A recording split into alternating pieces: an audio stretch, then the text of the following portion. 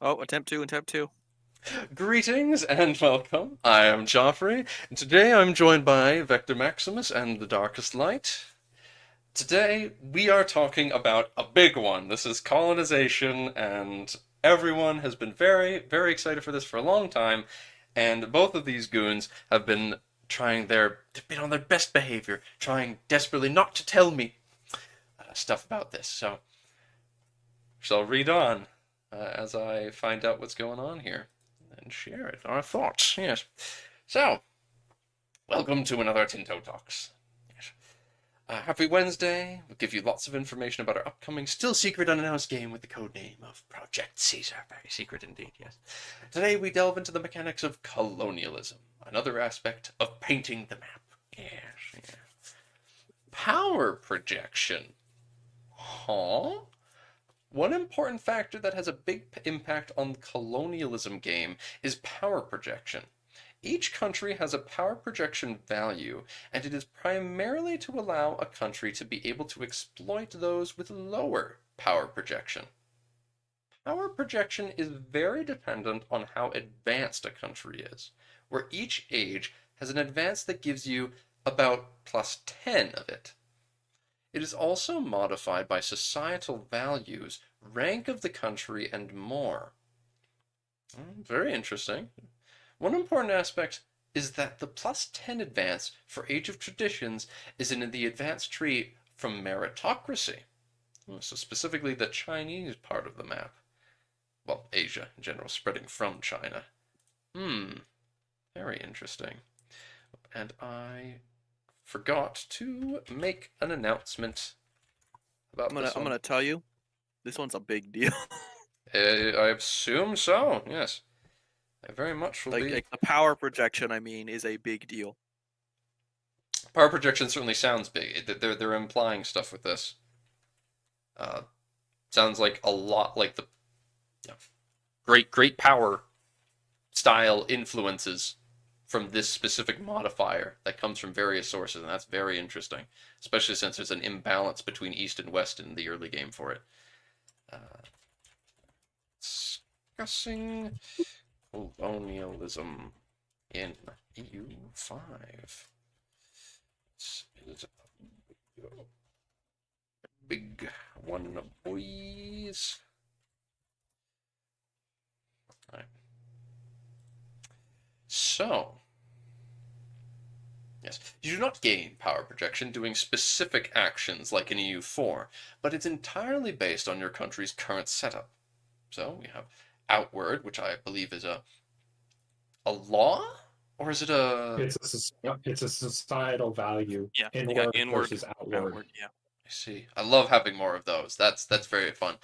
Definitely in the mod in our mod we need to make tech versus magic a thing. That sounds like a lot of fun to Of me. course. Having a societal value Yes, for that. absolutely. hmm There's obvious examples of either bend of that for sure. So another similar mechanic from M&T today. Let's go. Hello, Gamal. I didn't know that power projection works like that. If that's what you're referring to specifically. Uh, Interesting. I clearly have. I can tell you, it does not work like that in Oh, MNT. perhaps he's talking about colonialism functioning like it does in M&T. Um, hmm. All right. Sadly, the Sweden is properly balanced modifier has not been developed yet. So sad. There's no modifier for Sweden that makes them perfectly neutral at everything. Very balanced. Colonial charters. This is something I won't scroll too far down. I don't want to accidentally see stuff before I got the context.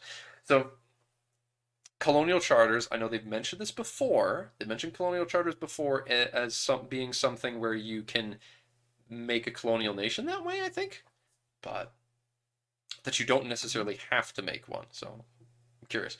So how does it work in Project Caesar? Well, you colonize by starting a colonial charter in a province for an upfront fee in gold. Then each month some of the population will be moving from the homeland to the colonial charter until all locations that can be owned are owned by you. Oh, so you target an area as a colonial charter and then it slowly starts to give you ownership of those locations. It's similar to how Vicky does it, but with a more competent location system, I suppose. Hope it's like Vicky 3's colonization, a bit more organic. It sounds like it's taking some of that, but the fact that you target specifically, like I am okay, I don't know yet, but the fact that it's saying you like pick a colonial charter, I imagine it's not going to be quite so horrific on the borders, but we'll have to see. All right. When in doubt, make war. When in doubt, make war. Maybe Just win. the fact that they mentioned they mentioned political or power projection. I imagine that power projection, the fact they bring it up here specifically, that it's relevant to this. I imagine that the way you influence with power projection will have an effect on whether or not you can just stop people from going to your region in total, because people just won't want to colonize. They're like, oh no, I don't want to go into that region. They're colonizing there. And so your colonists will just avoid it, maybe. We haven't gotten to it yet, but there's a new diplomatic treaties thing that they talk about later, so you can actually negotiate between states. You know, you can't colonize here, I can't colonize there. Oh, okay, well, that's very interesting. Treaty of Tordesillas style. Yes. Yeah.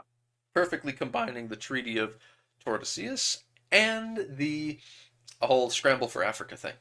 That's excellent. So you don't end up with the horrific colonial borders in Vic 3. Very nice, very nice. In almost all cases, there are people living in a location that you want to colonize. So for you to be able to have a charter to flip to your ownership, there are a few rules. A location needs to have at least 1,000 people living there, and a certain percentage of the population needs to follow your state religion and be of an accepted culture of your country. Oh, what? I can't just expel all of the minorities to the New World and have them be my country anyway? Hey, you can expel the non-accepted faiths. Well, a certain percentage needs to follow your state religion and be of an accepted culture. Oh. Well, that's just unfortunate, Chief. Yeah. So I guess you're not gonna get the pilgrims in Massachusetts. You can kick out. You can kick them out, I guess, assuming it lets you specify to send people. I assume you can choose to expel specific people then to the New World, but that you will still need a certain percentage of it to be aligned with you, so that they can function as a society without hating you. So, colonial progress. The colonial charter of somewhere in Sweden, Rodra Osterbotten. southern Osterbotten is at 29.37% towards being fully settled. It has to be that for the whole state, not just Ooh. one location. You colonize by state, not location, I believe. Okay, and it gives you 100% in locations, but each location gets built up individually. Very interesting. Oh.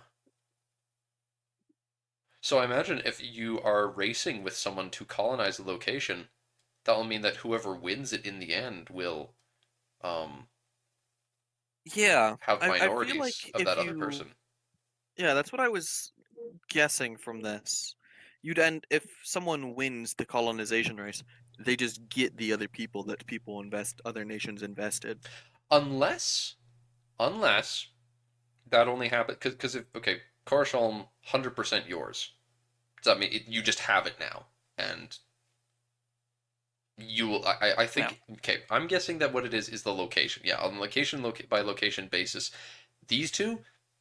Sweden has these now, but and any other pops that had been colonizing it or just are there already will probably just get absorbed into Sweden as a result, just as part of these counties. What I do worry about is how it says a location needs to have a certain percentage of the population follow your religion and be an accepted culture. What happens if France and Spain are both colonizing Florida and neither of them can ever get a high enough percentage because they're both just continually migrating? I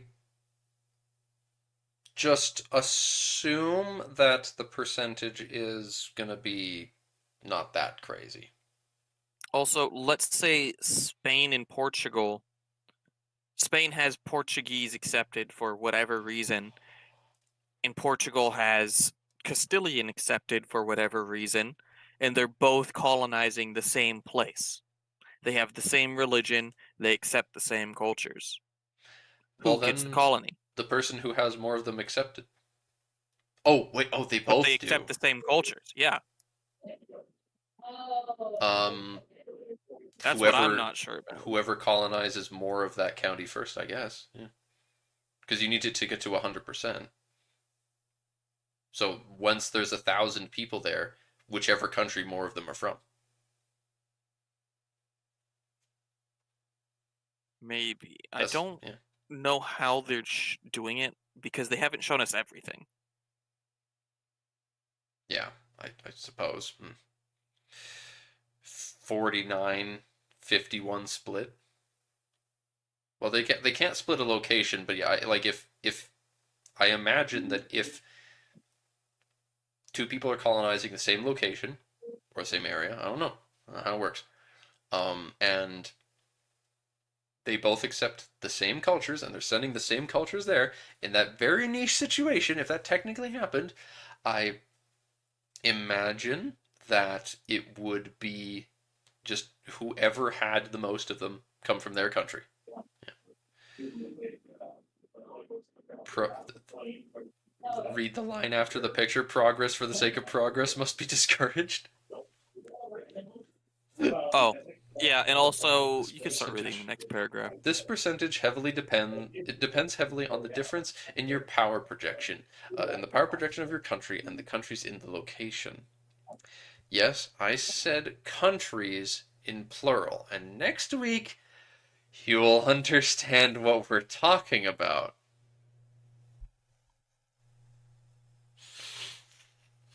Read the next line. Just keep going. This has the implication that at the start of the game, Yuan could in theory start colonizing Europe. You colonize owned land.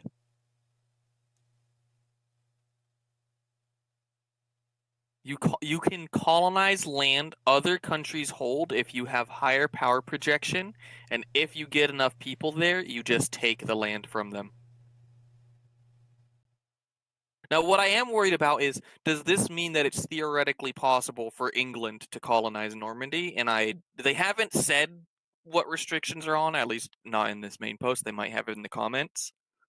But I sincerely hope there's some sort of restriction to prevent England from colonizing Normandy. From what I understand, the power projection has to be quite a significant gap that essentially two European powers will never be able to colonize on each other. Okay, good. I imagine that's the case. They just won't have a distinct enough difference in their power projection for that to work. Very interesting. That also makes it very easy when you want to have a nation not be able to be colonized then by other people. You can give them boosts to power projection. You can have like a mission that's like, assert our authority or some shit. And it's like, oh, this mission upon completion, it's like gives you this much power projection temporarily. It's like, keeps people off your back. So they're not able to colonize you. That could be interesting. But it does make me worry that once again China will break everything and start colonizing Korea and Japan. I don't think they'd have they'd have a bit more power projection. If but they're I don't think... if they're capable of colonizing France or Castile, I think it's very feasible that they could colonize the rest. They won't have the colonial institution for a very long time. At the start of the game, Yuan could, in theory, start colonizing Europe. In theory. If they I could don't know reach if that Europe. means they could literally do it. They've I think that means stated, they don't have the range for Europe. Dark, they've stated that you can't colonize overseas without the institution. Well, Colonialism. Korea's not overseas. Korea's not overseas. No, this is true.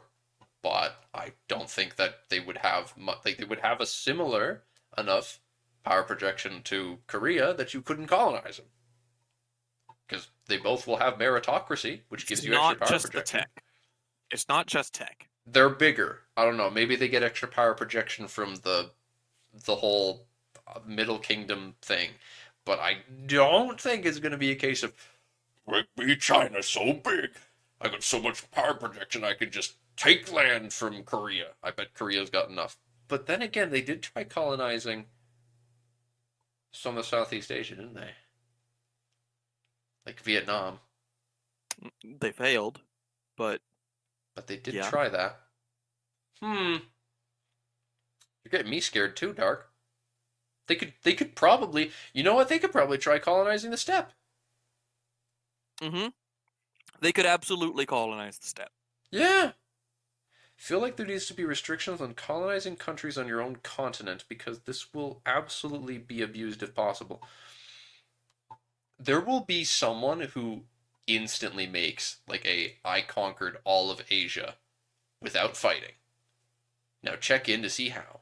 Watch this video. So Jamal, if it's just the meritocracy institution, implying that a difference of 10 power projection is all it takes, that means if you rush it down, you could theoretically colonize your neighbor who hasn't gotten that tech right away. The thing is that all we're seeing in this dev diary is being able to take the colonization thing. We aren't seeing anything in here about how the colonized can respond. So even if you have the power projection, if you can't actually meaningfully project your military power, I imagine trying to colonize an actual landed state is going to result in military reprisal and your colonies getting destroyed. So it's like, yes, you could theoretically rush that colony, but if you're England, that doesn't suddenly mean that you can militarily beat France in the field. So you're just going to get your colonies kicked the shit out of. Also, you'd need to, an important thing to keep in mind is that you would need to somehow, as China, get enough Chinese people into a Korean county for it to be. China's not lacking on people. But neither is Korea. Yeah, so how are you going to Korea fit that many people in that county? How are you going to be able to convince that many people to move there? But what they could do is, like you said, they could colonize the steppe. Yeah. I mean, that's not unfeasible. I mean, it's a bad idea and probably won't be worth it for them. But I mean, I could see that working. I don't think there's an issue with them being capable of colonizing the steppe. It's just not going to be a good idea. How Russia's Siberian expansion is going to work. So Siberian frontiers. Yeah. Siberian frontiers, indeed. It's a Paradox game. It'll probably be a little broken on launch. Indeed. Yes, this sort of thing will take a lot of time for them to fine-tune, I'm sure. Very curious, indeed. How does that work? Because we're all but guaranteed to have these like countries that don't own land. Because they basically confirmed that for people like the Sami. Then how does that work? Well, let's keep reading and see if anything comes up. If not, we'll just have to wait. All right.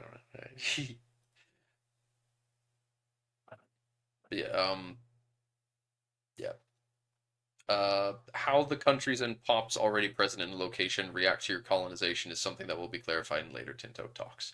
As long as you have a colonial charter, people from your owned locations will start moving to the locations in the colonial charter. The amount of people moving is rather low in the beginning of the game, but there are advances that will increase it in later ages.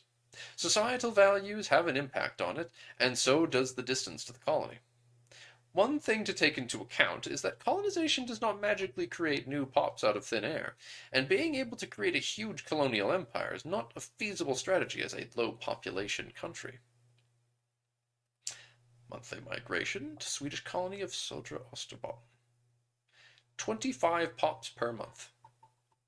20 from your investments, and the distance to Stockholm modifies it by a multiplication. And they have an outward focus, which boosts it by 30% based on how outward they are. Full speed ahead, only 40 months per location to get to 1,000 pops.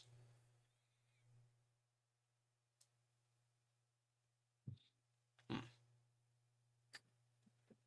40 months per location. Takes a very long time indeed. That is a long amount of time for early game Sweden trying to just nom over the northeast Scandinavia. You think we're overthinking? That's just silly, Kemal. That's the entire purpose of this podcast. You see, I fooled Vector. He thought it was that we were here to talk about the dev diaries. No, it's just for me to ramble and overthink things. Colonial charters are not free, and moving people are definitely not free. And countries need to support them. The higher the population in the target province, the more expensive it is to colonize. The distance also has an impact, but colonizing in the same area or region as your capital is significantly cheaper. You can always cut costs to your charters, but that will also reduce the amount of pops moving every month. Population, distance, same region. So being in Scandinavia, I suppose. Yeah. Makes it cheaper for them. If colonies need to be your religion, how will colonies with minority religions work? Yeah, I don't know. Because you'd think that you would be able to make a colony that is almost entirely not your primary religion, and they will still be your colony. But doesn't sound like that's actually going to be a thing you can do. Oddly enough. Maybe there's exceptions, and they're going to specifically have events related to it. But maybe this is something that they will address in the comments. Maybe maybe the feedback people are giving them will cause them to make changes to it. We'll see. Colonial nations. When a colonial charter is finished and all possible locations in that province have become yours, you have multiple options for what you want to happen to that charter. If the province is close and you think you can get a decent enough control over it, you may want to just keep the location as a part of your home country. You also have the option to have the province form a new colonial nation, or just have it join an adjacent colonial nation. Colonial nations are a subject type that cannot be annexed, but it has a few advantages or disadvantages depending on your point of view, in that while they start transferring less gold than a vassal would, they can also grant some manpower and sailors, while also giving a part of their merchants to their overlord. Yes, very, very much a give and take. I don't know whether they're better or worse depending on the context. To clarify, you can make colonial nations anywhere on the map where you can colonize. Well, what does that mean? Where you can colonize? Does that mean any time that you successfully colonize, it gives you the option, and only when you colonize? I don't know. We'll see. I think it'd be interesting if it's not a colonial region anymore, and you could potentially do it by state. You could either have the state join in a neighboring colonial charter, or just each individual state is its own, so we can have legitimately 13 different colonies. It sounds like that's what we're getting, yeah. It sounds like you're going to be able to, each individual charter could be its own colonial nation. So you could have all 13 colonies on the eastern seaboard. And you can actually have Upper and Lower Canada, that sort of thing as well. Interestingly enough, this means that Sweden could choose to make a colonial nation in the Sami lands. That'd probably be a bad idea. No, it wouldn't be that great, I'm sure. Imagine you pick them based on locations you can't get control. Yeah, not that you would get much control there easily, but still wouldn't be worth it. Not for the trade, that's for sure. Supporting the colonies. If you feel that your charters or colonial nations are not growing enough, there are two tools you can use in the cabinet. Both of these become available from advances in the Age of Discovery. With supporting a colonial charter, You will move pops from a province you decide upon, and to the colonial charter you decided. The amount of pops getting moved depends on your current colonial migration capacities, so when you use it, you can about double the migration to a specific. It cuts off. Huh. To be specific? Ooh. I don't know. To a specific. Yeah, it cuts off. Yeah. Decide the amount of pops that move. You decide the amount of pops getting moved depends on your colonial migration capacities. Yeah. Well, I mean that's nice that you can use your just another thing you can use your cabinet for, just to speed it up.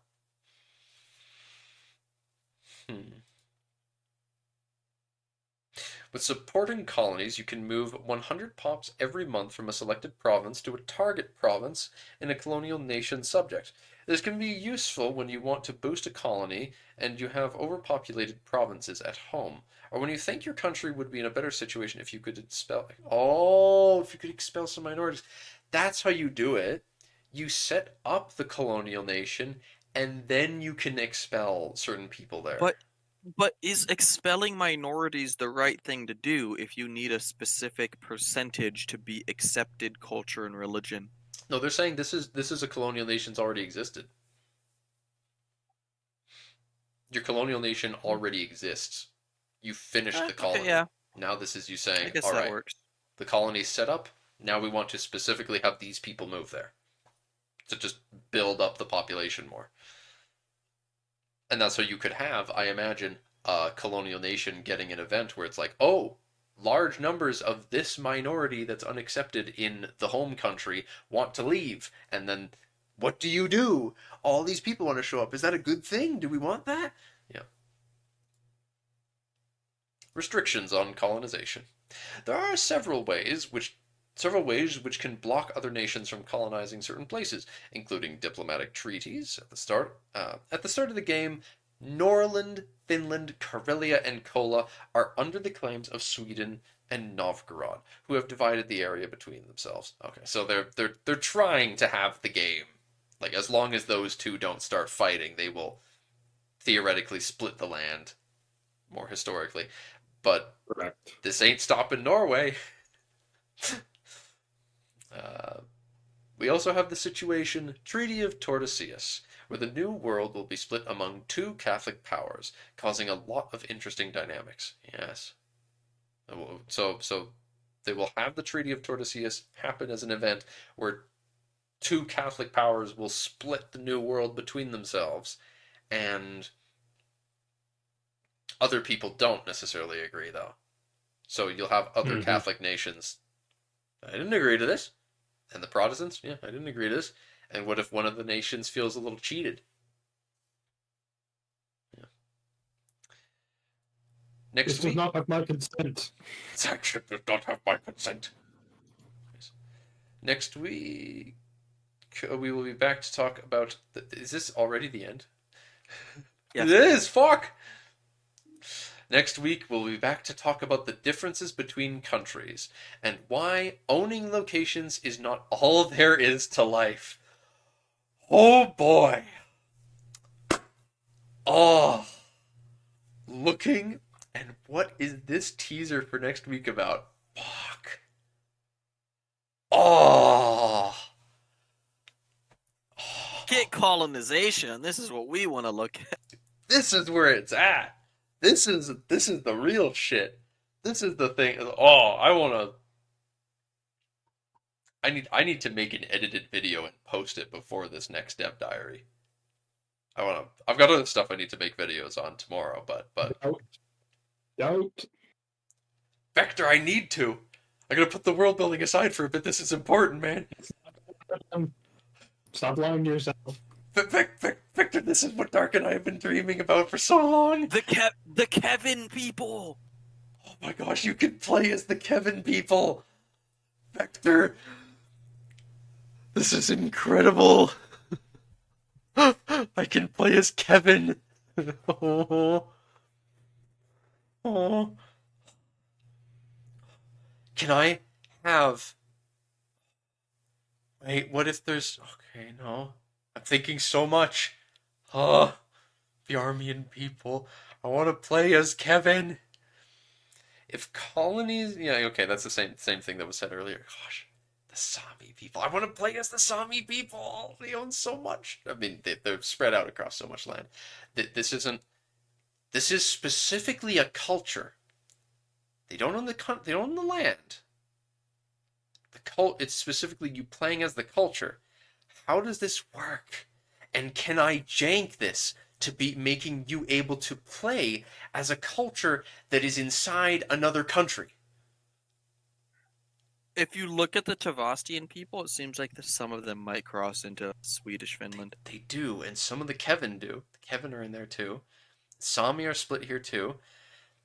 This is like if we can jank this somehow, Dark, with like the big overpopulation and migration mechanics, we could jank this with you being able to play as cultures that exist in a region, but they don't own the location, and maybe you can jank like the migration to be like, maybe there's situations where it's like they gain the ability to colonize an area where it just like boosts their power projection.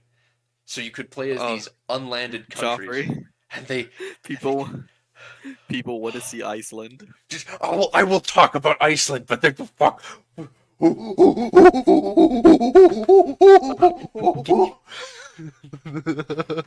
He's losing it. He's losing it, guys. This could be absolutely perfect for my mod. This could be perfect. Yes, I know exactly. There's like 4 different cultures that I can. I could theoretically. Here's the Mermaid Atlanteans. Here come the Mermaid Atlanteans coming to colonize your shit. Here they come. Dance, monkey dance. Now I'm okay. Well, now that Sam Lund has said that, I'm brought back into focus because now I'm thinking about Labyrinth, and I'm thinking of the dance baby dance song from Labyrinth. This is obscure. Vector probably knows. Vector probably knows Labyrinth. Yeah. Dance. Baby. Iceland time, gamers. It's not at the top. North Atlantic, Map Extra, Pavia. Yeah. Here we go.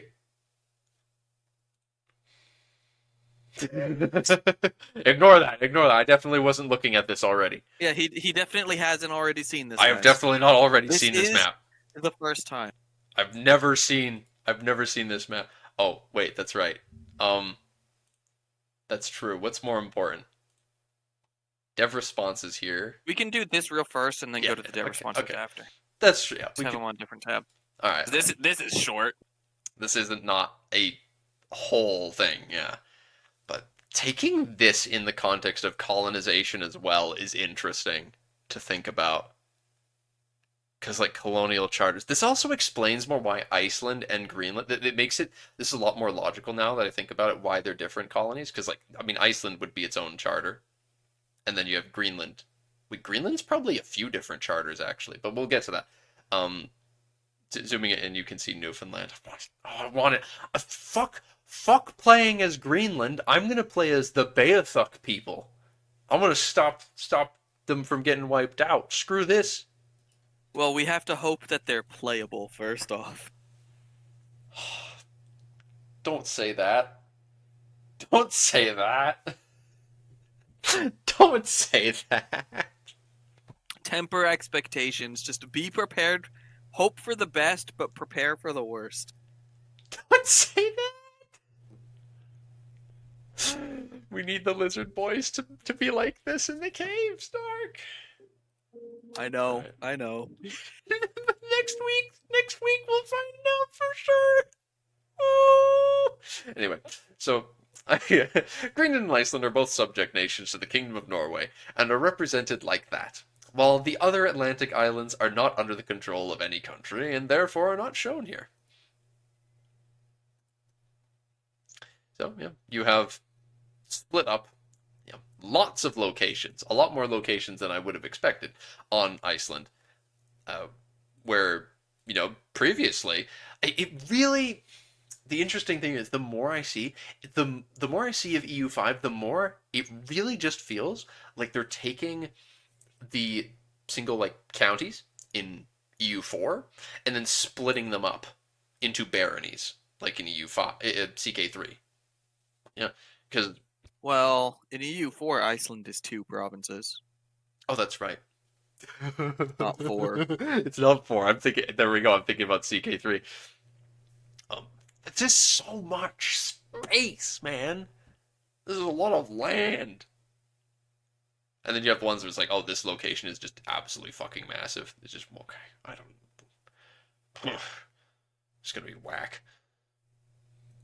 But 20 locations. 20 locations in Iceland. Greenland, on the other hand, whack. Your shoes, whack. Your drip, whack. Look at this. Greenland? Your Greenland, whack. What the fuck is this? What is this? All my homies hate this. What the hell?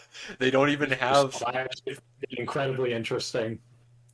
And it sent me down a rabbit hole into historic locations for, settlements in Greenland. Oh, I genuinely like seeing this map, Vector. I was like surprised when I first saw it because, like, I mean, we'll see it. They don't show any native culture here. There's no like native tribes around here. There's like, it's like what the heck? Don't worry, Evie. Greenland is actually his first game. Yeah, interesting thing. They end up addressing this in the comments, but the native people of Greenland, so far as research, is actually the Norse were the first people to ever settle Greenland. Huh? But I thought what? They only went into Greenland in like the 1450s or something like that. The Norse got there before Inuit did? Yeah. That is based as hell. I was floored when I read it in the comments, but from what I could find online, it seemed to be right. I bet that is the sort of thing. If I read that, I'd be like, no, that is such BS. But it's like, what? The Skrælings rocked up afterwards. We were here first. Yeah. Wow, Inuit weird, man. Look, how did any Inuit decide one day to be like, you know what, that big fucking rock over there? Let's just see what's going on there. Let's go hunt seals that way.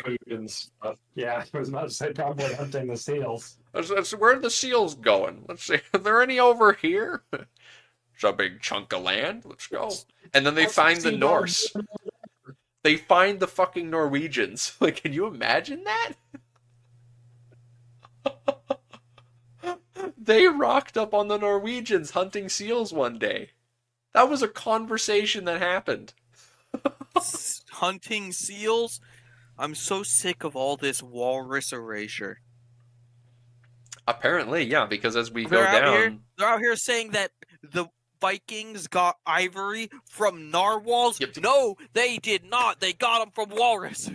I'm sick of it. How could they constantly erase the beautiful creature that is the walrus? Whoa, whoa, guys, look, the Azores, it's 4 locations. Isn't that cool? The Azores is 4 locations now. That's a lot of locations for just those islands, huh? Isn't that neat? Huh? Cool, guys, huh? Yeah. And Madeira is just 1 location. Whoa. And the sea zones look like the butt cheeks. It's like little circles, huh? Isn't that funny? The Canary Islands, 6 entire locations for the Canary Islands. Every single island here. Okay, not every single island, but like basically almost every single island is its own location. That's a lot. This game is going to be so modular. It's crazy. Narwhal is better because unicorn. Fuck Wrong. you. Down Walrus, with you, Evie. Walrus look way cooler, and narwhals look dumb. Walrus are funny. They like flop around and make really scary sounds, and bears are afraid of them. Bears are scared of walrus. They're not scared of narwhals. Like what? Now let's not establish the fact that they don't Like the bears don't. I mean, they swim, but like they're not hunting the narwhals either. But like, listen. If an ice bear is scared of something, you know you fucked up. Because you know what they say: if it's brown, lay down. If it's black, fight back. If it's white, say goodnight. So don't fuck with the ice bear. If the ice bear is scared of walrus, you should be too. You'll be scared of me and Dark. You'll be scared of us if you disrespect their name anymore. Ooh. Anyway, so Cape Verde. 5 locations, yet another place. It's like one location in EU4 island. Nah. No, if you're colonizing this is a ton of locations. You could partition these. So you could get these could be partitioned so easily. So Joffrey, I just dropped a map with a bit more quick research about the cultures in Greenland. So there were some people, but they were in the utter far north at this point in time. So they hadn't encountered the Norse yet. Oh, okay. So they were technically on the island first, yeah. But... They were technically on the island first, yes. Oh, you can see the Beothuk. Not by much. Though not by much. The Norse were very soon behind. You can see, they mentioned the Beothuk. Beothuk mentioned, yo! And, yeah. Innu. No one ever distinguishes them. No one ever distinguishes the Innu from the Inuit, the Thule. Yes. Yeah. Interesting stuff. Oh, there is that, yeah. The place that they, well, this little bit here. That's got settlements sprinkled around the coast. It makes absolute sense based on that map. That's the middle settlement. That or it's the northern one. I can't quite tell. Oh, look like no, that's definitely the one that's called middle settlement. Vesterberg, is Vesterberg.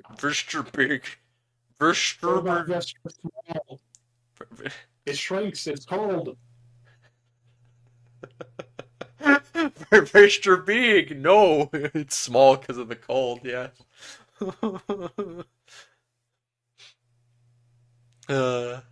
Yes. Greenland is 4 provinces. Two provinces down here.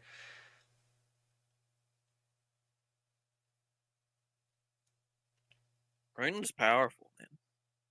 Crazy stuff. We'll get to Johan's comments, but in the other, it was either in this one or in the colonization.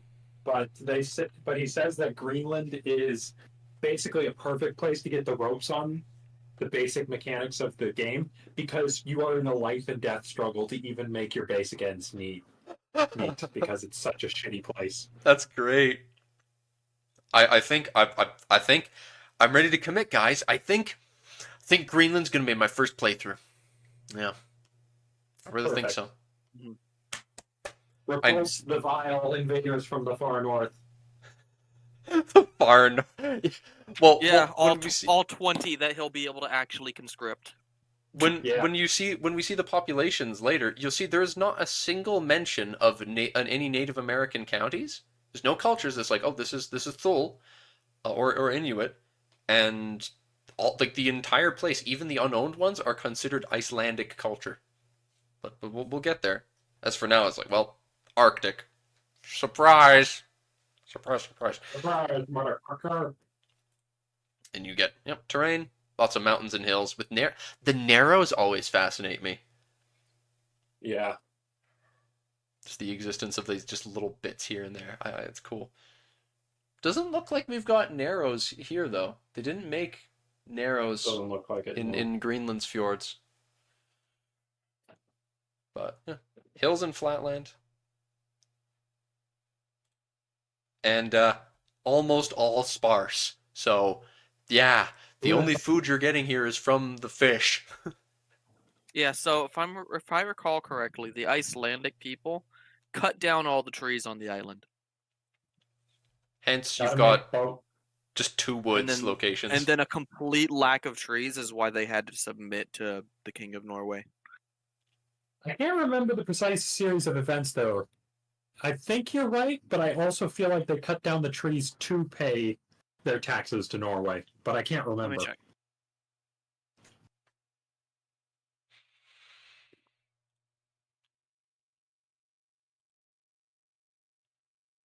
Yeah, sparse. There's a little bit of Vikings grasslands in the cleared the south. forests for crops and sheep grazing, and for fuel and building material. They fucked it all up. Yeah, they screwed themselves. That one little bit of continental grassland, I believe that's where Reykjavik is.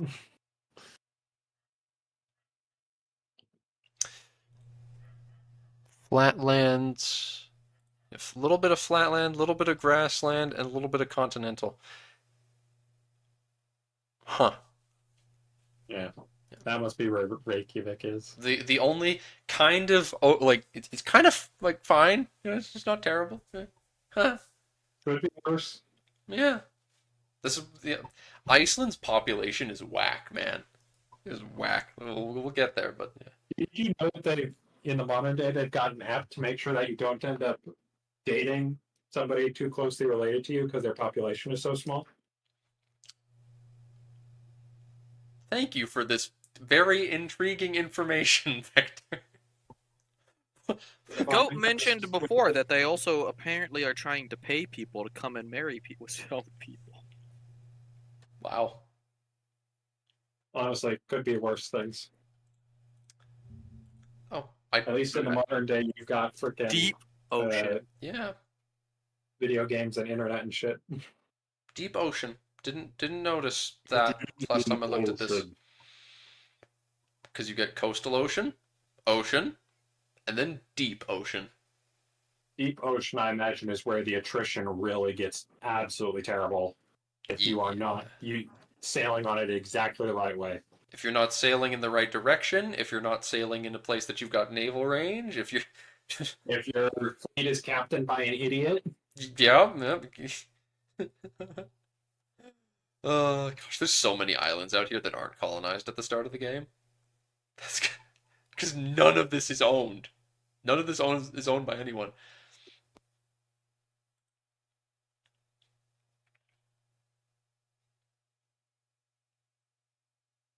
Harbors, interestingly.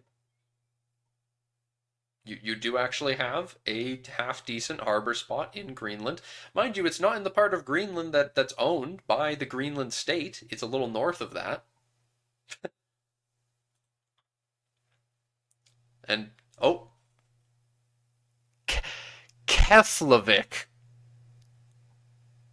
Why are those two provinces white? I don't know. oh my god, Dark, you can't just ask provinces why they're white.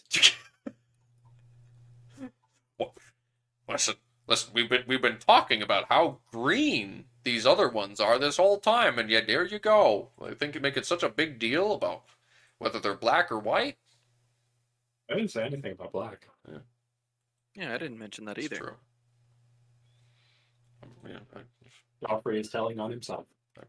but like I really need to know. I need to know why they're all black. Look at them. It's all black. Well, those ones have bad harbors. It's really bad. Yeah. Oh, I guess they're not white. They're just gray, like the African ones are. Oh. Yeah, of course. It's literally just because they're the only ones that aren't touching the coast. That looks white. Oh, That's crazy. In all of Iceland, there's only 3 locations that don't touch the sea. And literally nothing in Greenland doesn't touch the sea. Fair enough. Yeah, here's the culture one. Iceland and Greenland share the same regional culture, Icelandic. But yeah, that's the weird bit. It says Icelandic up there too. Even though, and later on we'll say that there's no people.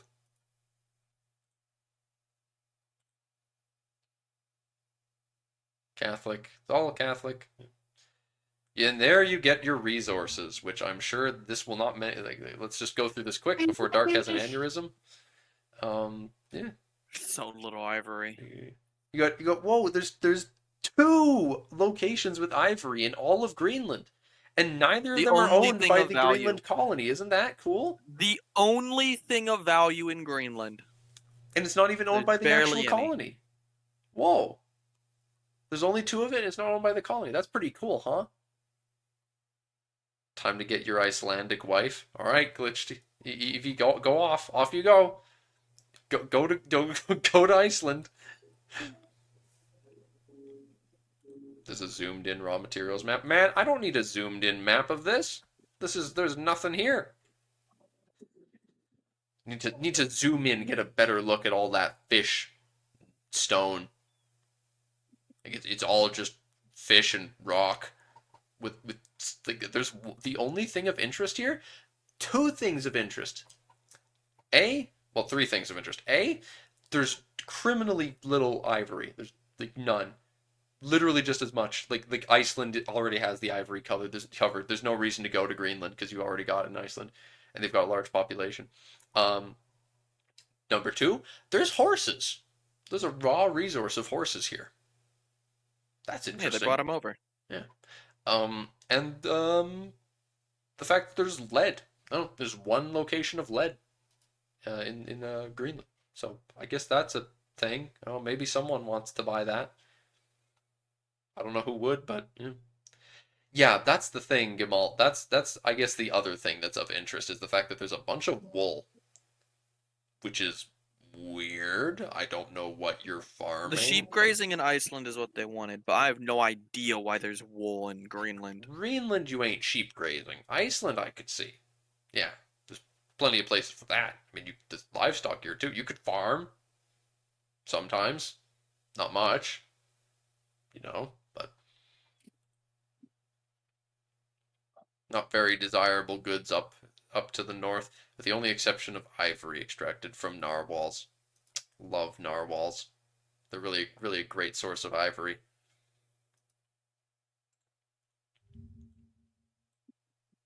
Yeah.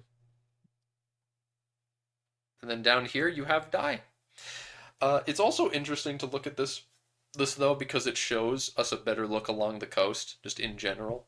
And you can see the fact that they've got raw goods in all these locations. These aren't corridors. This is a corridor. The rest of these are actual ownable locations. You could actively, as Morocco or the Mali, go in either direction, just colonize down or up the coast here. It makes me wonder, what if anything is stopping you from doing that? If I'm playing Morocco, is there any reason I don't want to do that? Can I just do that day 1? I don't know. They haven't explained anything that would sound like it would stop me. Also, interestingly, yeah, they're different trade. Completely different trade. And Iceland, it's so bad out here. Iceland barely has control of its whole island even. That's how bad the trade is up here, which is like, fair enough. Like Reykjavik barely is able to control all of the trade in fucking Iceland itself. Yeah, I know the market center for some reason on Iceland is in one of the 3 locations in the entirety of Iceland that's not on the coast. Why? That's gotta make it a lot worse. That has to make it a lot worse. It's not even in it's in the Arctic terrain. It is genuinely in the Arctic when it could be on one of these coasts. Make it in the ivory on the coast here. Why isn't that where your city is? The fuck? I don't even okay, let's go back. What is the resource there? That's in the wool! It's in the wool location. Why? Why? Make it the fish or something. If you've gotta. Make it the fish. Maybe horses. I don't know. Wool? Well, so here is population. There is only 1.47K in the colony of Greenland. Tiny as fuck. So I can really see them why Johan would say that Greenland is an excellent place for just learning the game. I am so ready. I am so ready to You play. couldn't colonize any of Greenland as Greenland. No, you need to wait for Because more if people you to need show up. 1,000 per location, what I saw? Let Yeah. me just double check. It's 1,000 per location. Yeah, it was 1,000 1,000. total. Yeah, a location needs 1,000. That's your whole country. Your whole country is just this. You are dying out. Like, just look, like, compare. 46,000 in Iceland. 46,000. 49, really. 47,000, really. Look at all these. There is so many more people in Iceland than there are in Finland. Excuse me? What? The average pop in Finland in EU5 is 150. Oh! What? And yeah, no more noob Ireland. It's now noob Greenland. No one's gonna attack you. Norway's keeping you safe. You are just safe and secure. All you gotta do is just politely ask Norway to send more people. Please. Please send more dudes. I hope you can do that. If you can't do that, then they better do that. If I will post that as feedback. Please let us as a colonial nation ask for friends. Please send dudes. I need dudes. I'm in Greenland. I am dying. I need people. Actually, wait. Hold on. Can you even colonize as a colonial nation yourself? The states, like, okay. You two are Americans. You know this stuff. We're like, okay. Did the states colonize themselves? Is that like their own thing? They expanded and then needed to have land taken away from them? A lot of them were private colonial charters, in essence, that the Yeah. crown gave okays for, and then they found their own colonists. Okay. Suffice to say, there wasn't actually much central crown organization for the colonies going on. They essentially gave them writs of, okay, these are the parameters of your colony, where we're giving you a right to colonize stuff. Go and get at it. And it's only after once they started developing decent populations that the crown started to step in more actively. I mean, that's part of the reason why we ended up getting so butthurt when Parliament and the crown started exerting their prerogatives more as our de facto, technical ruling government, because we were so used to being left all alone that it really stepped on our local mercantile and political elites' toes. Mm-hmm. Makes sense. So yes, in EU4 you can colonize as a colonial nation, but here, yes, I just here I'm not so sure. Here I would not be surprised if you can't, unless you have express permission. I'd hope you Yeah, can. it'll be interesting. I'd like for my colonies to be able to. I want to be able to give Virginia its massive original colonial charter. Let me find it.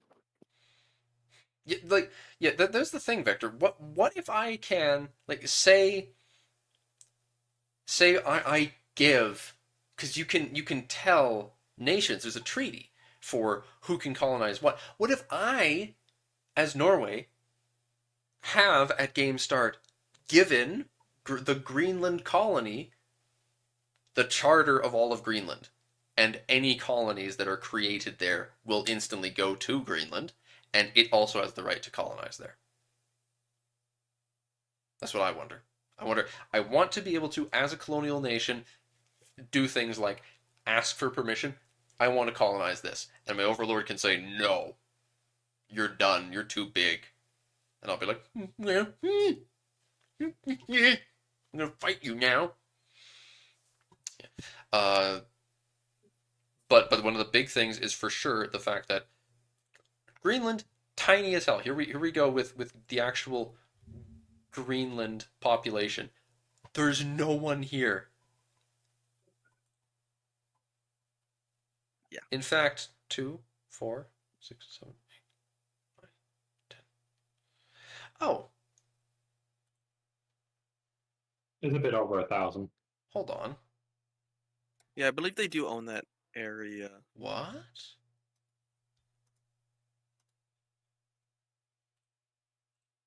Oh, they do actually own the whole thing. Mm-hmm. I don't know. For some reason, I was convinced that Greenland only owned the. I thought they only owned It's this because area. the impassables and uncolonized have the same color on the political map for some reason. Yeah, yeah. It's a little annoying, but whatever. So yeah, they do actually have both of those areas. So fair enough, fair enough. They and their population is spread out very thinly. In fact, so incredibly thinly that you need, if you're going to colonize a charter, I imagine that the colonial charter is, well, actually, I don't know. Surely the colonial charter is just like an area, right? No, maybe not. Like, but would a colonial charter, would that be you? Wait, because regions are a thing. Are you making a colonial charter for a region or an area? It's probably an area. Because in the colonial dev diary, they showed it was like colonial charter and the locations, there were like 7 locations. So it's probably an area. Right. Yes, it colonizes locations. But like I mean you within target the an area. of the charter. An area is a charter specifically, not a region. So it's not the region of Greenland and you need to colonize the whole region of Greenland. It's specifically you target an area. So they've colonized these 2 areas. Now, you need to have 1,000 people per location, as Dark had said. Greenland has a location, has 2 locations that it owns with no people. At present, maybe they'll bump that up to like 50 people piece or something. I don't know. It's rough, man. I'm curious. This makes me curious about, does this mean that you can own a location while having no people there?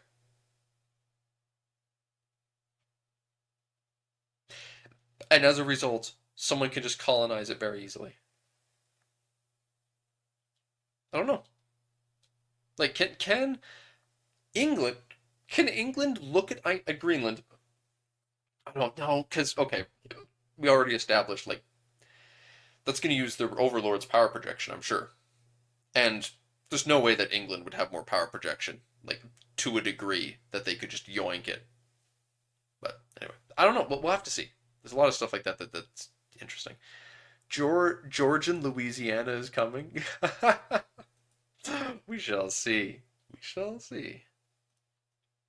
Oh, that's right. That's basically the all of it. Yeah, that's all of that.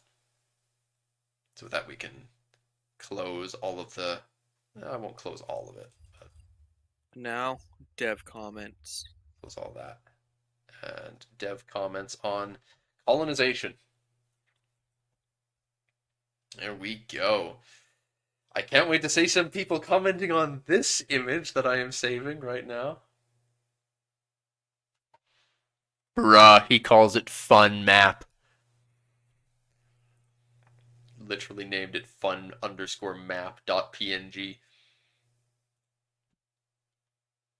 What a jokester. I know you mean the state, yeah. I know you mean the state, Evie. State of Georgia. What if you colonize a location with less than 1,000 native population? Yes, it will switch to the one with majority of the population. Will the majority culture switch to whatever was the biggest culture moving in?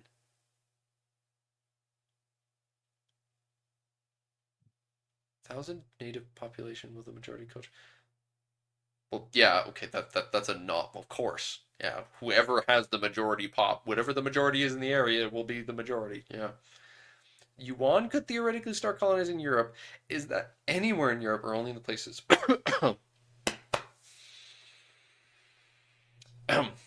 Yes, if they get the range and discover France before France get their PP bigger.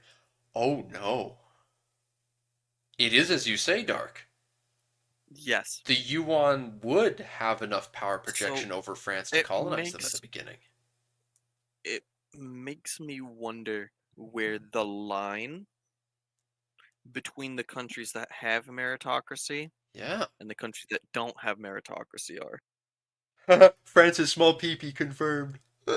Lol. That's why they make all of their Because kids have if names. China No. can start colonizing Southeast Asia, uh, Southeast Asia at this time doesn't have that big of a population, especially compared to China. Here's a factoid though. Southeast Asia is decently populated. I mean, it's not like Like China when it's populated, but when it's right next to both China and India, So it looks very wimpy by comparison. here's the catch though. China's about to go through its 15th insert color here scarf rebellion. So they're gonna fall apart often as not immediately. So But I just realized something. The Market Pocket is kind of in its golden age and going to soon reach its apex at this start date. I hadn't even thought about that. they could colonize So- people too. Yeah. That'll be fun to see in Indonesia. Absolutely massive amounts of their primary culture and faith too. Yeah, because Java is Huge. insanely well populated. Forever. It's just always been like, why? I don't understand. The volcanic soil is incredibly fertile there, Oh. so it has massive food yields. So much massive food yields that those goons are building so many cities that they're causing the whole island to sink. Those absolute goons. What the hell, man? But where is that drop-off point? You're right, Dark. Who has meritocracy? Who doesn't? How big of a deal is that? 10. How much more? And how can local and native polities deal with attempts to colonize them? Is it as Yeah. simple as a press a button and kick them out and they get a CB against you? Yeah. Or something? What does Vietnam do? If Vietnam is actually at risk? Because, like, I mean, you... Vietnam would be capable of kicking out China. They've been doing it for literally 1,000 years. Yeah, but can they do it in the game? They should be Yeah. able to, but can they? That's my point. Yeah. So, okay. So, the things we need to know, yeah. How much more PP do you need?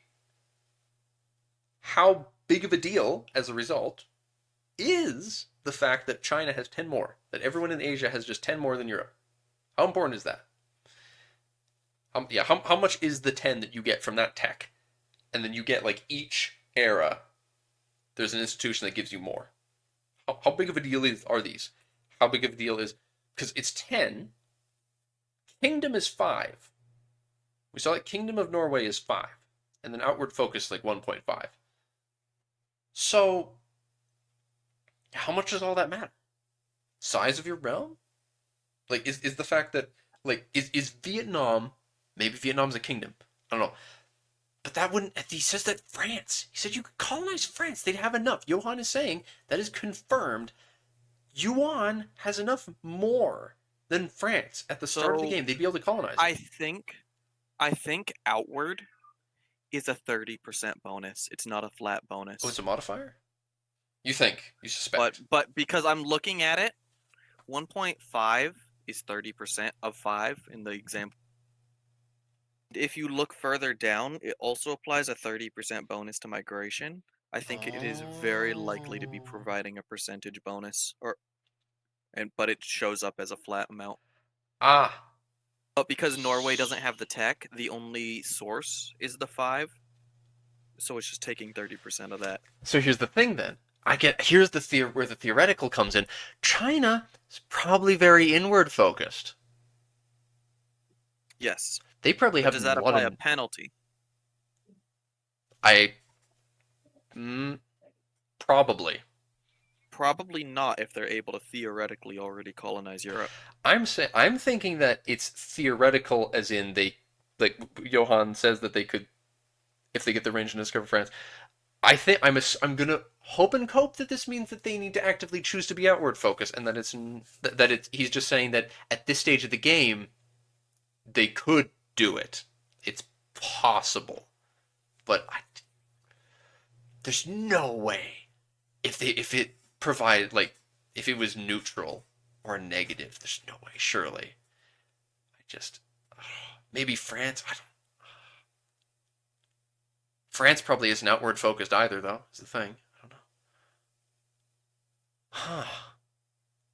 This is all so curious. It is a really big one, as you folks have said. And a Singapore kind of Chinese colony at the time. I don't know. I don't know the history of China colonizing in Southeast Asia, but I wasn't there that one in Brunei? Isn't that something they made? Forget. Lanfang, I think. Lan Fang. It's a bit of a meme. Yeah. There's like Cantonese specifically. But I don't know. I don't know enough.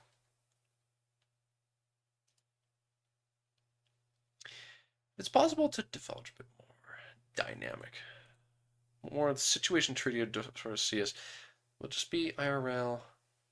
Just dynamic. Yeah, I'm not surprised. With how dynamic everything they've described has been so far, I imagine that it will be a lot more dynamic than just always being someone gets Brazil and someone gets all the rest. I'm sure that there are situations where you could have it being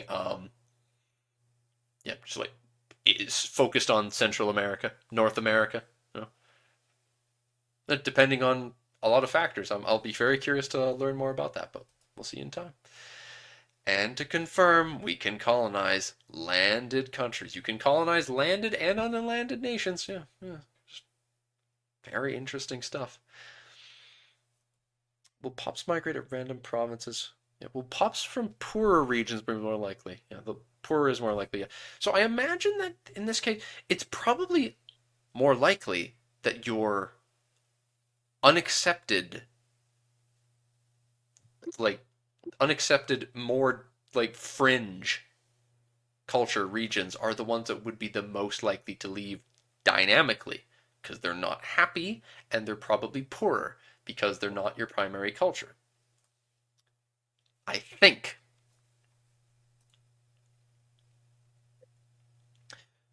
Stopping a European power from colonizing West Africa, aside from likely higher population. Disease. Awesome. Use that disease system. I want to see people try to colonize West Africa and then have the disease system, however that system works, we don't find that out yet. I want to see that disease system come into play and just destroy that colony and cause it to get abandoned. Causing provinces, percent chance? No, there's no random chance at trade goods. We've seen big old maps with lots of different uncolonized lands, and they always have the same raw goods. And this is good. In my opinion, this is a good thing. It also makes it easier for me to mod locations because I just plop down a resource instead of being like, well, I mean, you get this location has a percentage, it's got a 3% chance of it being a pooper scooper resource, and a 15% chance of it being gems, and you just because why not? What about the colonization took place in Mexico and Inca? Colonized and conquered those places. That was conquest. Will conquering the natives in these areas work differently than colonizing Virginia Bay Area? Yeah, so I assume the difference here is that you could... I just wonder, can you straight up just colonize Inca lands, for example, then? Because, I mean, if Yuan can colonize France, theoretically, at the start of the game, sounds to me like then the only thing stopping a European from colonizing Incan lands would be population. And the fact that they would have something they could choose to do about it. But I guess only the unlanded nations are the ones that have... Unlanded nations are the only ones that have... I doubt they have as much they can do about it, realistically. Yeah, it'd be faster to invade them. Yeah, that makes sense to me. And I'm sure that they can, if you try colonizing their lands, just do something about it. And then I guess give you a CB. Wow, you tried colonizing the Inca, and they sacrificed you by throwing you in the pit. Oh, well, here's our justification. Look, they killed all of these people. Time for us to go conquer them. Yeah. I'm sure that's a very common strategy that people will have. Singapore wasn't really a colony, more of a trading site. And it had a bunch of Chinese settled. Oh. That makes sense. I mean, it is a colony of a sort, but, you know, not really. Like a proper colony then.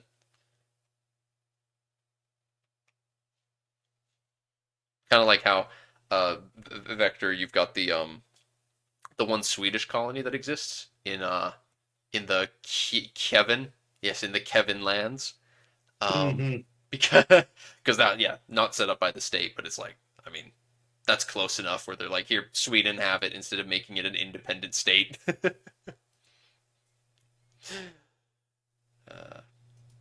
Can multiple countries colonize? There can be multiple competing colonial charters in the same province, but it's not first come, first served. Rather, the first country to reach their threshold of religion and culture in each location wins the ownership. So whoever wins, it is a victory per location basis then, yeah. So that is how you can have situations where, like, the coast can look terrible border-wise. But as you go further inland, you just get shut out, you know, yeah. Yeah, I like this, actually, because there's a lot of ways, then, that will stop. Yeah, this is just good. It's going to be so much harder for you to have terrible-looking borders that, like, snake inland now, because you'll have people colonizing. You colonize specifically areas, and then after you've done that, you need to explore again, because you need to own, like, everything next to it, and then continue to explore afterwards. So yeah, it's just going to be really hard for people to explore and continue to colonize unless they own a lot of the land next to it. Yeah, all trade goods are start.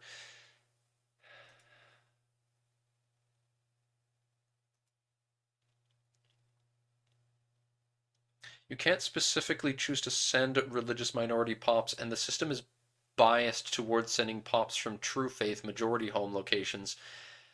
It would be a waste of time anyway, as you need pops to be of your culture and religion for a colony to flip in your favor. Instant huge respectfully disagree. I'm going to respectfully disagree there as well.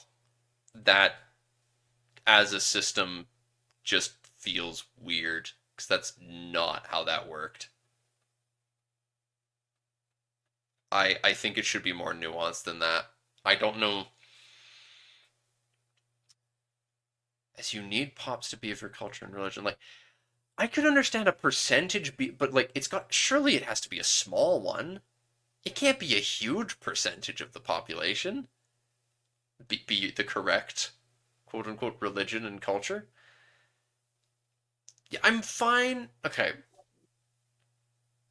I'm fine with the fact that you can send them after the colony is formed. That's okay, I guess. Okay. You know what? I'll back it up. Yeah. I'll back it up and make it informative. It makes sense in the context of you are setting up the colony. You want the colony to, when it's founded, it's got to be, like, enough of the people that are part of your core realm, you know, your culture and faith, then that should be loyal. Yeah, they're not just going to instantly fuck off. Otherwise, like, what's the point?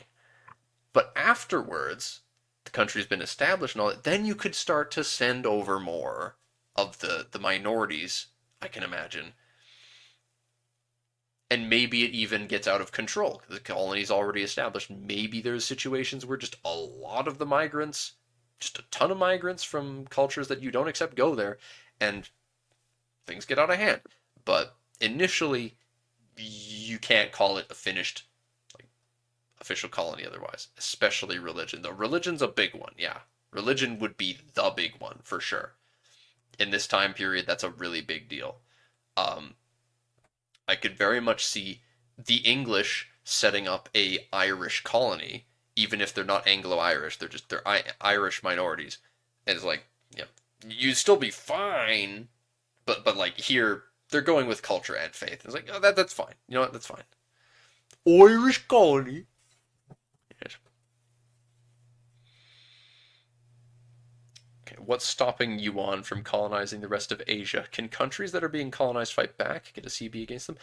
Most of Asia has the institution as well. So is 10 just enough to stop it? I guess. Huh. Very interesting.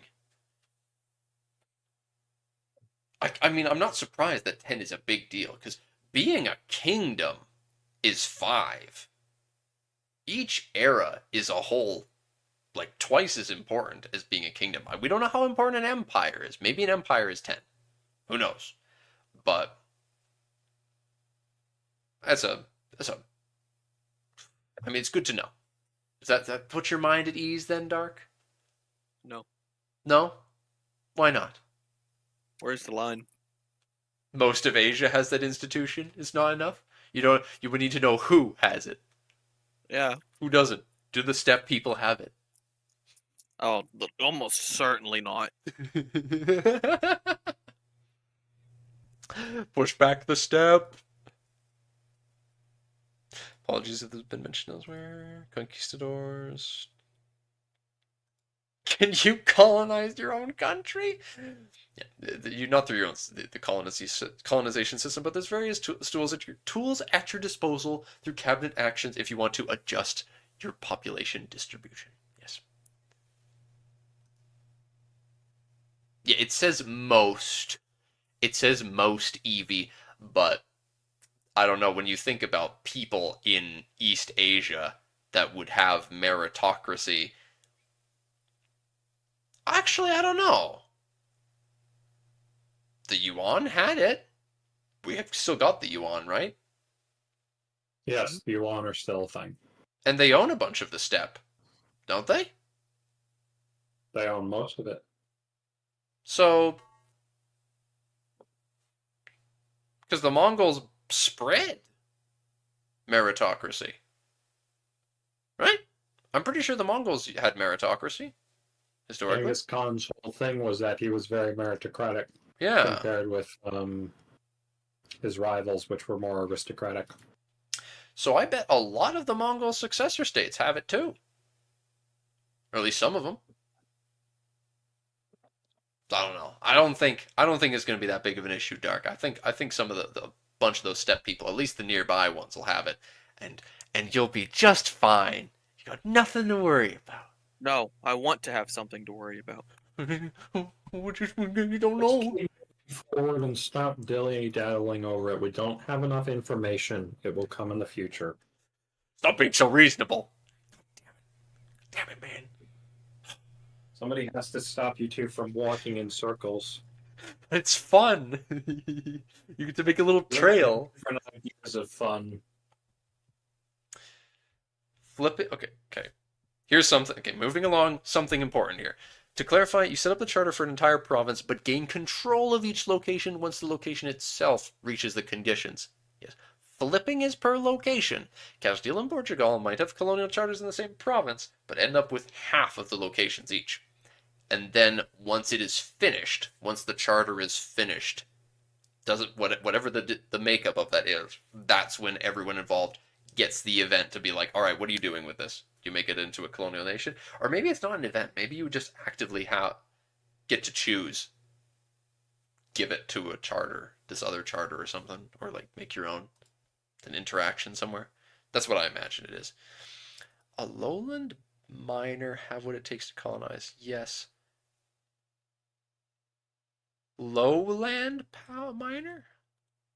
Harder to become a continental power in the New World than, say, Castile or England because they're limited access to the pop.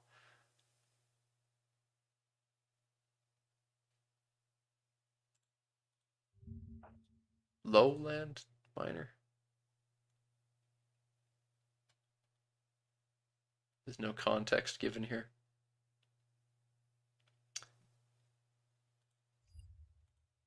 I'm looking for anything that proves my confirmation bias, being like, does by lowland he means no land?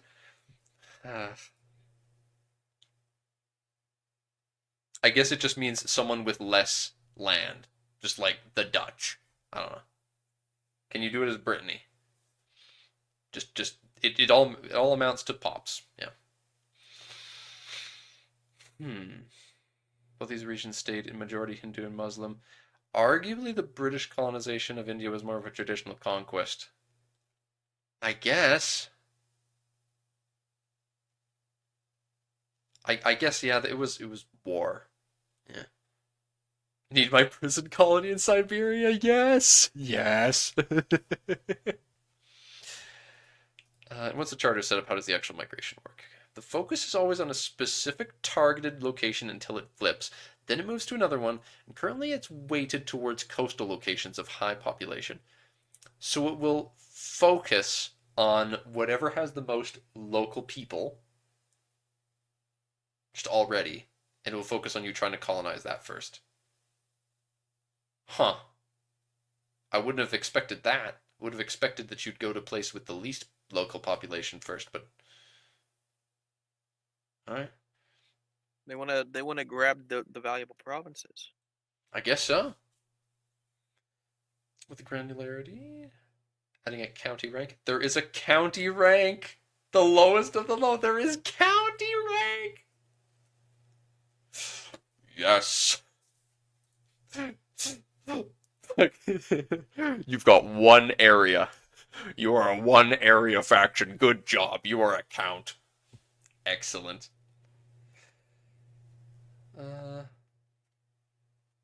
Oh! So you can actively choose to just stop the colonial charter once you've finished a single colony. Nice. But I kind of wish... Okay. I almost wish that we were able to pick... So it says it prioritizes the best... Like, the most population. I want to respond to this. Like...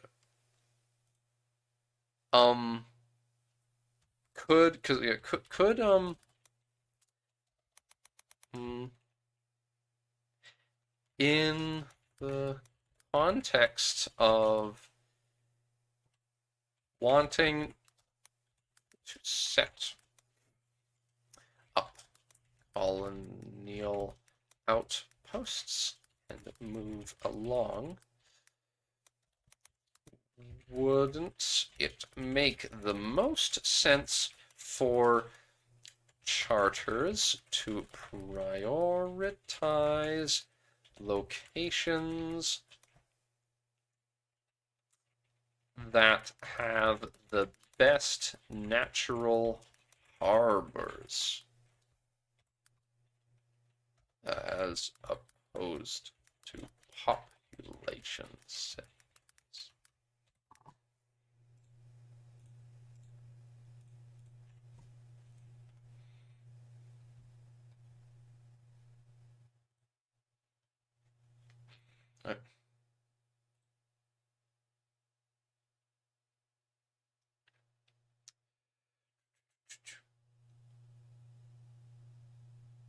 How do you avoid the eye-searing border gore? Send in the Marines. That's right. Send in the Marines.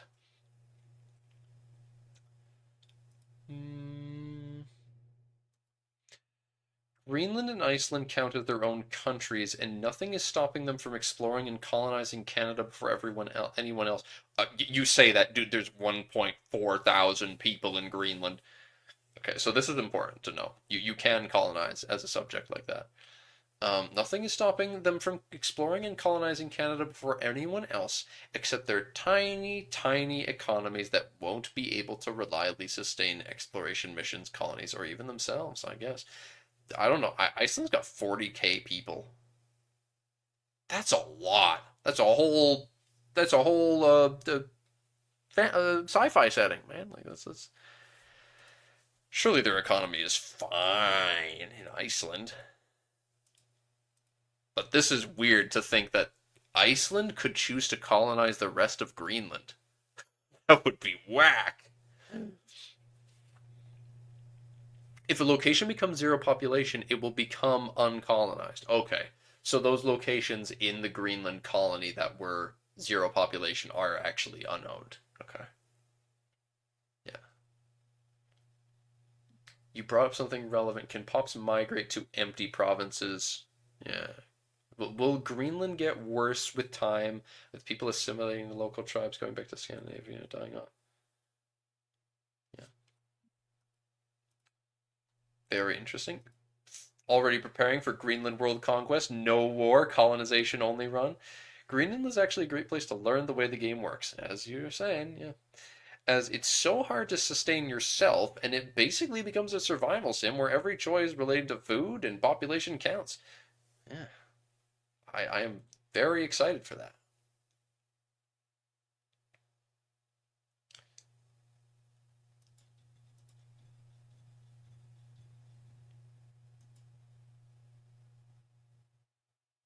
I might consider instead of 0 the threshold being 1k.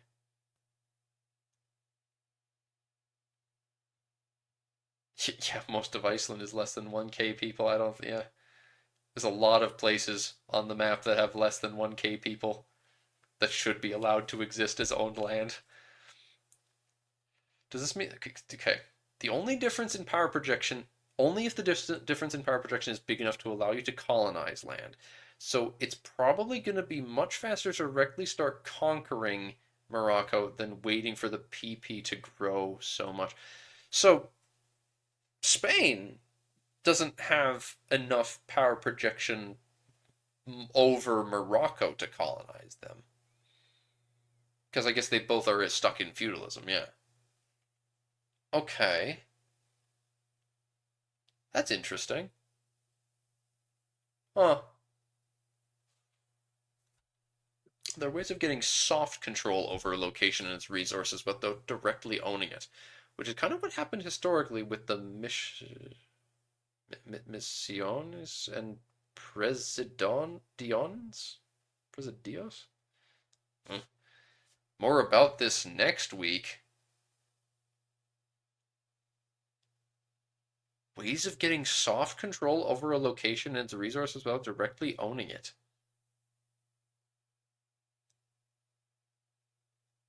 And this is the last dev response. What? And that's going to come along with the same time that they talk about countries that don't own land and the way that nations can fight back against colonies. Wow. That's a lot to look forward to next week then.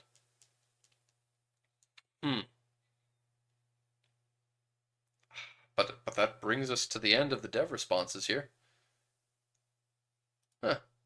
We need more information, and I need to see some actual examples of this whole colonizing civilized nations shtick. Yes. Before it'll all 100% click, because as Dark and you have both mentioned, there are still some major question marks kind of just floating around that need more. This probably means that Mali can colonize the tribes east of it. Which is just, what the? Yeah, we'll see. Soft control, is this a USA simulator? Whoa. Where you set up a colony or a corporation in someone else's land, Banana Republic style. Well, I don't imagine there's too much else to be said for now. I think we can end this here. Unless either of you have anything else to say. Right. That's all. All right, I'll look at mandatory meme thread. Mammoths were still not extinct at that time. We play a Mantium Empire. Okay, buddy. Yeah, there we go. Yeah. That's enough. You've seen the mandatory meme thread. Yep. Leave. With that then, I thank you all for watching. Gamers. I hope to see you next time. bye bye gamers.